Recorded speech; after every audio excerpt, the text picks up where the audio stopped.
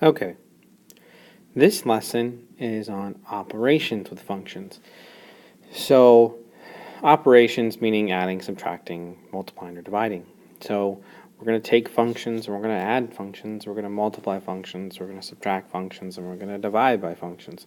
So, and what does that look like? And then we're also going to introduce composite functions, or functions of composition, meaning what about a function of a function, or function of another function, and what does that look like?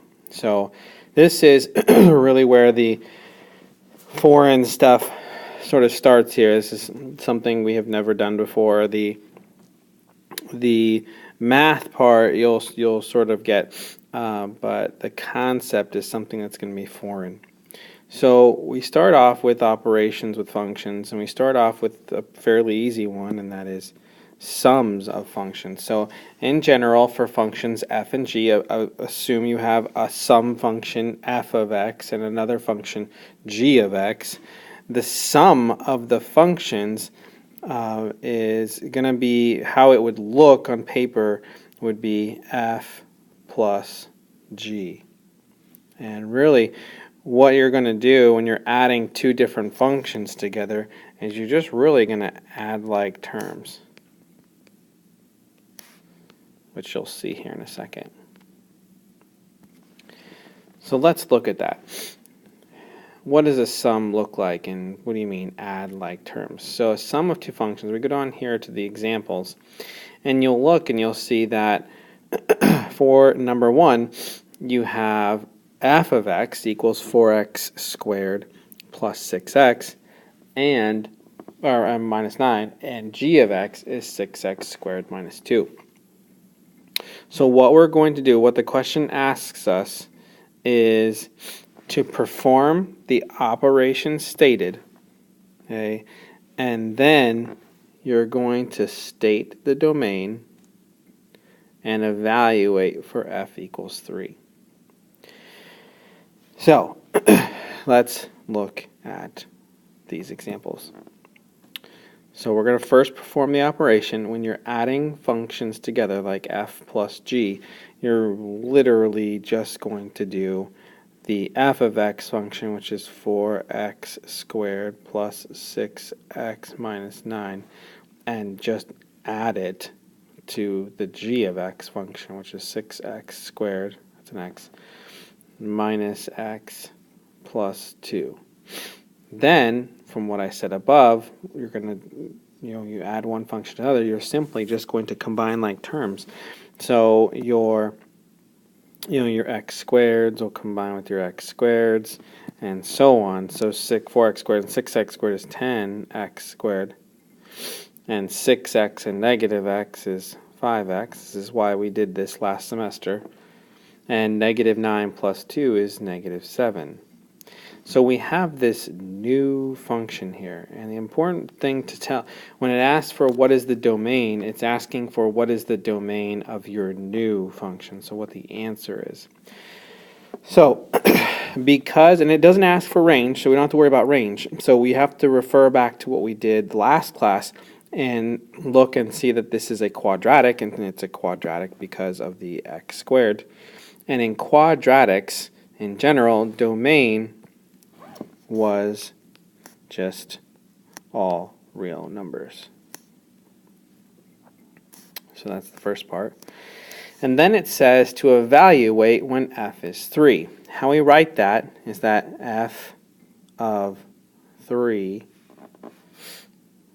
of 10, 10x squared plus 5x minus 7, you're simply just going to put the 3 into all of the x's. And so there's a couple ways you can do this. You could just look at your graphing calculator. If you put in 10x squared plus 5x minus 7 into your y equals, and then just go over to your table, you can find where x is 3, and it'll tell you the output value. And technically this is, and I sort of wrote this wrong, technically this would be f plus g of 3. And that's sort of how it would look. So I'm going to do it the sort of old-fashioned way, and I'm going to just input 3 in here. So I have 10 times 3 squared, so 10 times 9, plus 5 times 3 minus 7. 10 times 9 is 90, plus 15 is 105, minus 7 will be 98. And so that answers all the questions. We first performed the operation of function f plus function g. We found the domain, and then evaluated when x is 3. Again, you could just put the function in your graphing calculator and look at the table and see where x is 3 and what the output value would be. So let's go back up. So that's adding. Okay. Subtracting, similar in a sense, but this is now going to be f minus g. Now, unlike adding where you just sort of combine like terms, here you're subtracting the expressions, so you're going to have to first distribute the g, or distribute the negative. That's negative to g of x. Then the negative has been distributed, you can combine like terms. And I'll show you what I mean by that. And you remember this from semester 1. When you were subtracting entire expressions, you had to distribute that negative. So what it looks like when we subtract f and g, so we have f of x being, let's see, 4x squared, so 4x squared, is that minus, plus 6x minus 9. When you go to subtract the second one, you're going to minus and distribute to the whole expression over here. And what that really does is, all it does is just change the signs, but by distributing the negative over to all these, this will become positive, this will become negative 6x squared, and this will become positive x, and then negative 2. And then I simply just combine like terms. So, 4x squared, and then negative 6x squared, and so on. That's negative 2x squared. 6x and x is 7x. And then negative 9, negative 2 is negative 11. And that would be our new function. It says to state the domain and range. Well, since it is a quadratic once again, the domain is still all real numbers. Not the domain and range, sorry, just the domain. And then evaluate when f is 3. So again, you can put negative 2x squared plus 7x minus 11 into your y equals in your graphing calculator, and then just look at the table and see that where the input value of 3 is and what the output value is. So if you do f minus g of 3, and you put that in your graphing calculator, and you go to your table and just look at 3 and what the output value is, it should be negative 8. And that's definitely an easier way of doing it if you can remember to put that in your graphing calculator and look at the answer.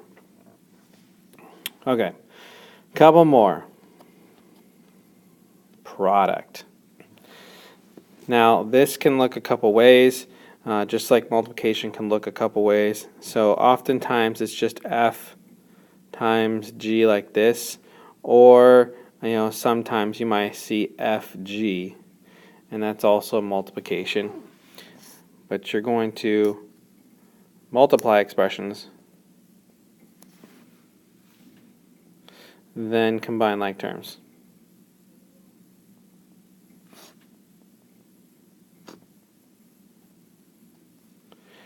So we can look at what that looks like if we look at the example below. So number 2 has different problems now. So you can see how it's written there, f times g of x. Now that doesn't mean that you multiply function f, and this is a common mistake. Kids think that, they take function f and then they take function g, they multiply them and then multiply by x. That's not what you do. That's just f. I'll just write it out. What this means is it's f of x, oh my gosh, times g of x. That's really what it means. So when you go to multiply them, I'm just going to take 5x squared and multiply it times 3x minus 1. So I'll just multiply this times this, and then this times this, and that should be good. 5x to the third times 3x is 15x to the third. 5x squared times -1 is negative 5x squared. And this would represent my new function. That is f times g, that's a g there, of x equals that. Right? So again, same thing. I have to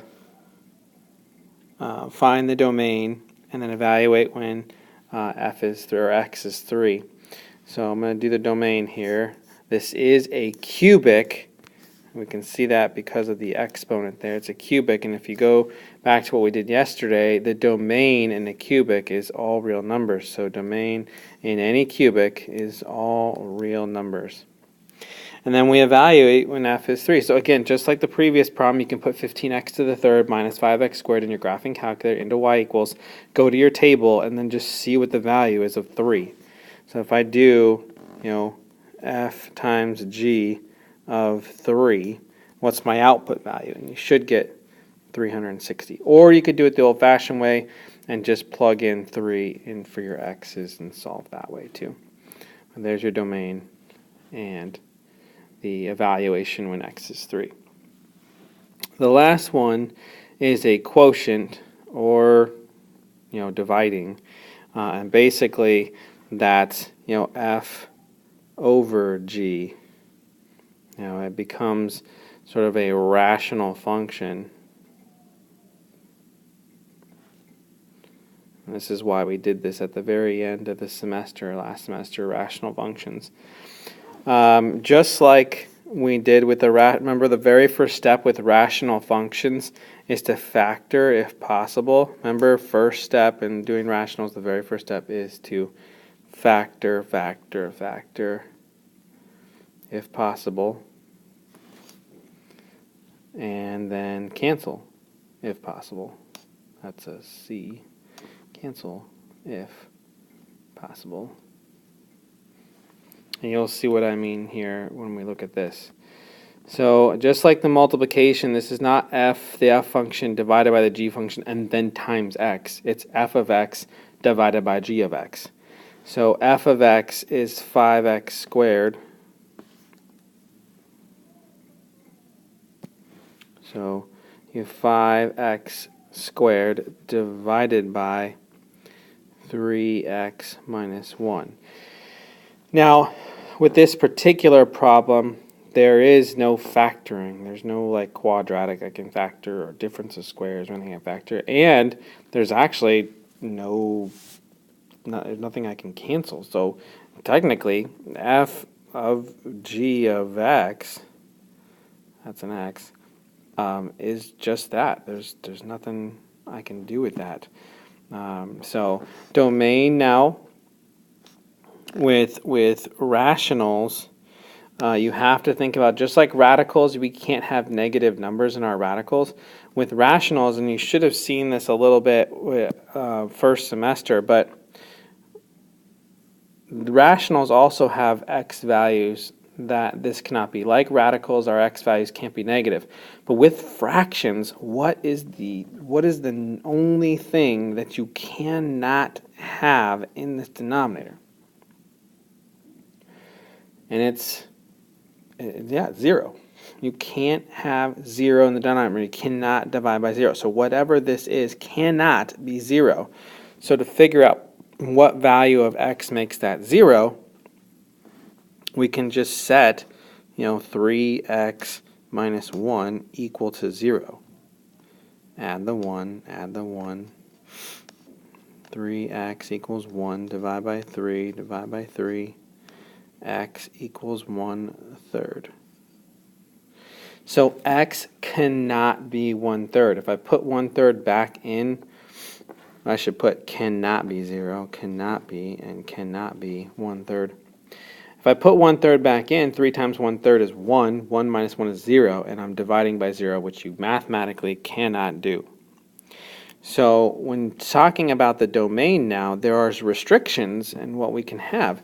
So with the domain, you can have any other number except for 1/3. That's the only number. It can't be 0 in the radical. So how we can write this is we can just put all real numbers, and that's not going to, all real numbers except 1/3. And that would serve as our domain. Okay. And then evaluating when x is 3. Again, you could put that in your graphing calculator. You can just do parentheses 5x squared divided by parentheses 3x minus 1. And then look at your table, see what the value is for 3. But basically f, that's not going to be an f of g of 3 equals, and on your calculator it's probably going to say 5.625. If you ended up taking 3 and plugging it in, you would have got a fraction of 45/8, and either one is acceptable. But that is that. Okay, so that is operations with functions. So adding functions, subtracting functions, multiplying functions, and dividing functions. So the next, we're going to see, well, what happens if you have a function of another function? So we go here on the next page, we can see what is called the composition of functions, meaning you're putting multiple functions together. So let's look closer at this. Composition of functions. So instead of thinking, if you refer back to the previous page or the other side of the page, when you had f of 3, if you took 3 and you put it into your function, right? If I have f of 3, or what is the value of, of f of 3, you took 3 and you put it into the other function. So with composition of functions, instead of putting numbers in, think about your input is now another function. So this is going to look a little weird. Okay.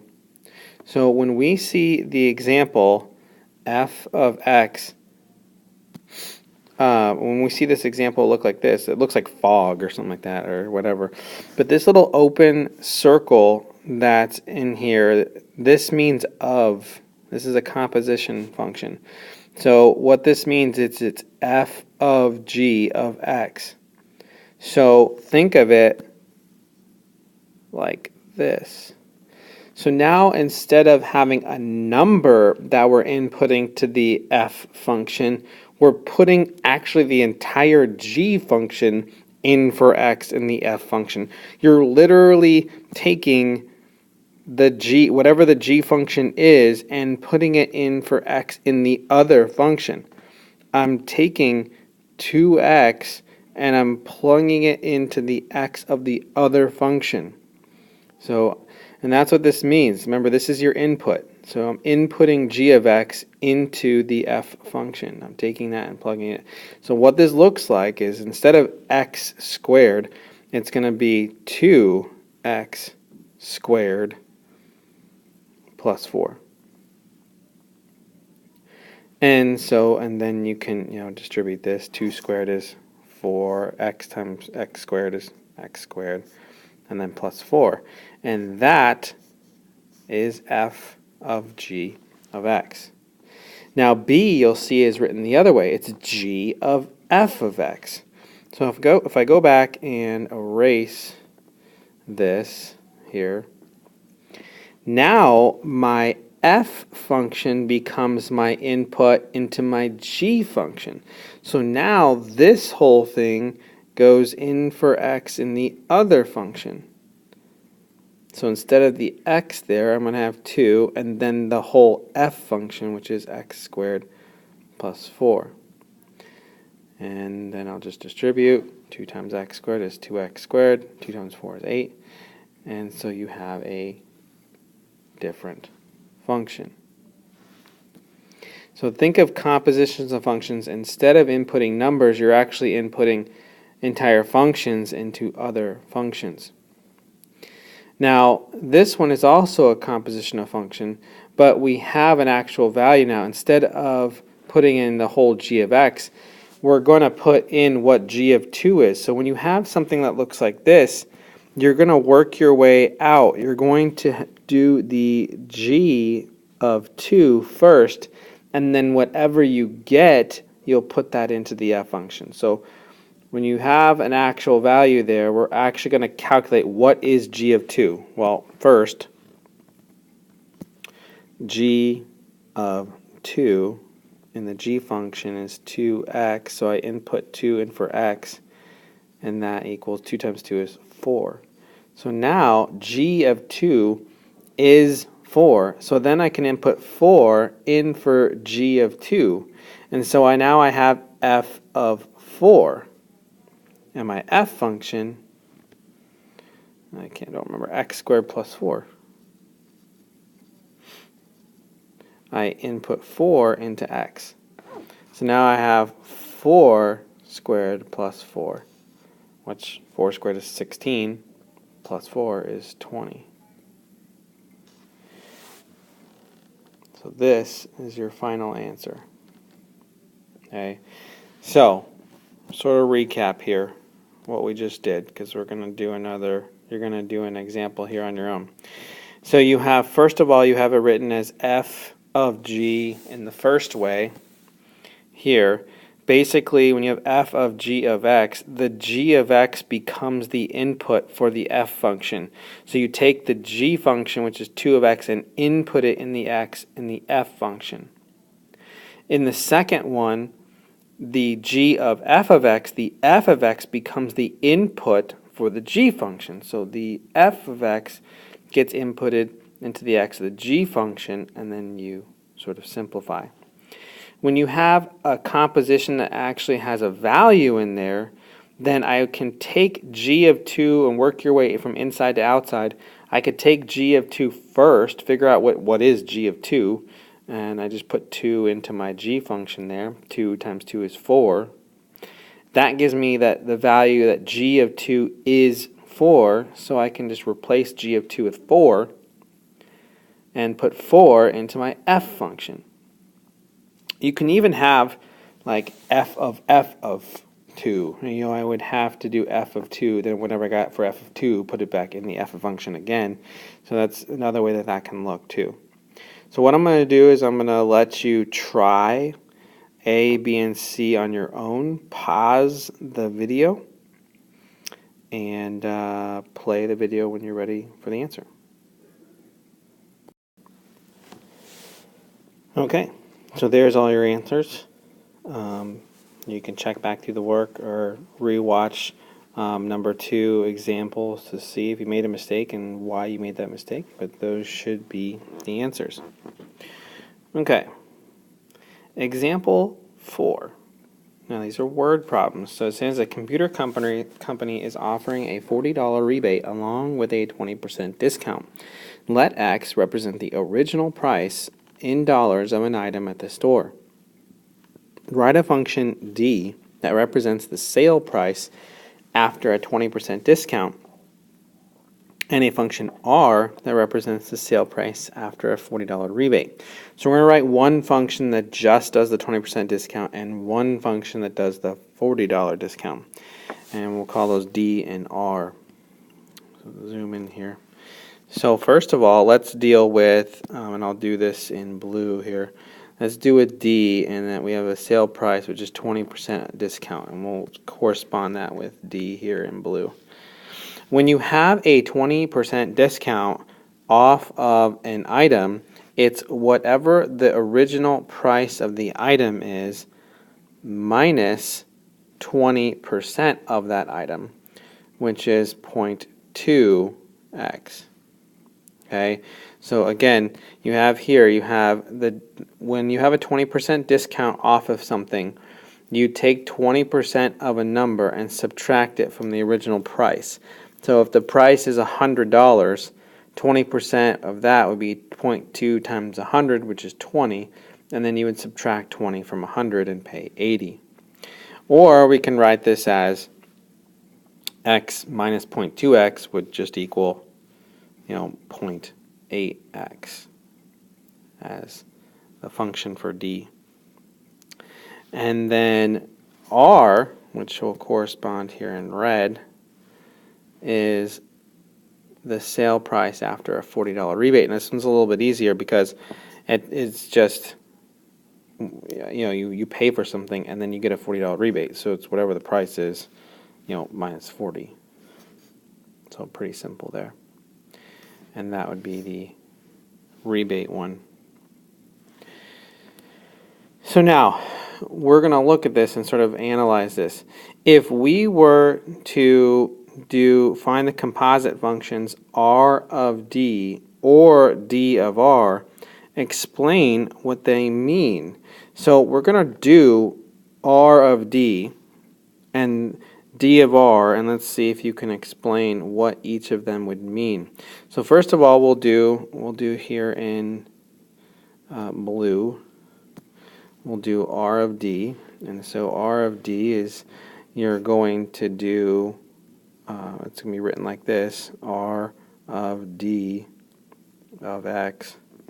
So what that is I just put in the D of X, I just put, this into that function there. So I put the D in for the X and the R, so you have 0.8 x and then minus the 40. So you have to understand, what does this actually mean? I mean, I put the 0.8x in there and then minus 40, and then we'll do D of R. We'll do this sort of over here. D of R is D of R of X. So now I'm going to put the R function into the X and the D function. So this becomes my input into the D function. So it'll be 0.8 then X minus 40. I guess I had a little bit more room than that. So there's your functions. Now that's really all you have to do.